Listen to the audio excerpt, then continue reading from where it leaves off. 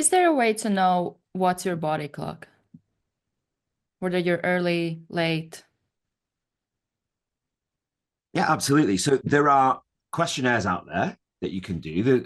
If someone wants to kind of Google it, there's one called the morningness eveningness questionnaire. There's a whole host of different ones. The reason I mentioned that one is it's a kind of scientifically validated one. There's a lot of websites with a kind of guess your chronotype quiz kind of thing, which is not kind of scientifically validated. But you don't really even need to go that far. You can really do it by just asking yourself a few questions. Well, one question really.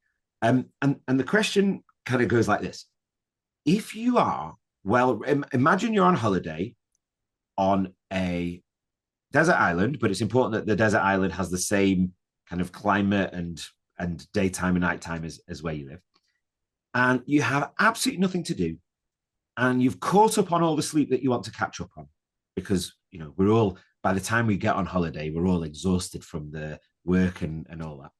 So you've got nothing to do. You've completely caught up on your sleep. You're well rested. You're feeling healthy. What time would you naturally want to go to bed at?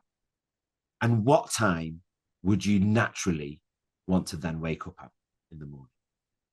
And if your natural bedtime is somewhere between, if you think that you naturally want to go to bed, say between 7 and 9 or 10, and you naturally want to wake up between, say, 5 or 4 and 7, then that would be considered an early chronotype or a morning lark.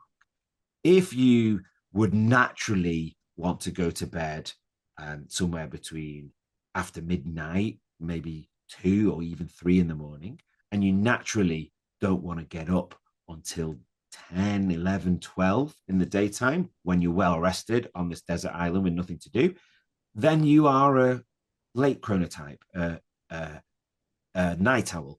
And if you're somewhere in between, like the majority of people, then you're a kind of a middle of the road chronotype.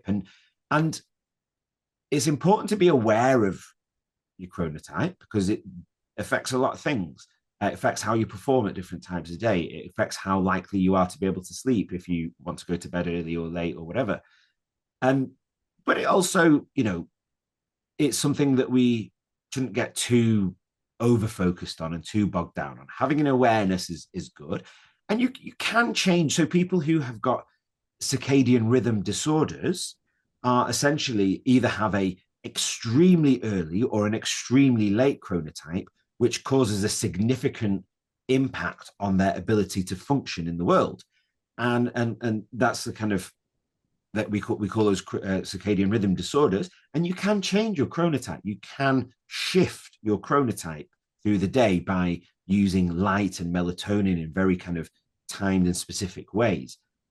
But your chronotype is really set genetically. So even though you can shift it, it will have a tendency to gradually slide back to your genetic chronotype, which is fixed in your genes and is inherited. And so most people will recognize that they're kind of an early to bed, early to rise type, and so was their mum or whatever.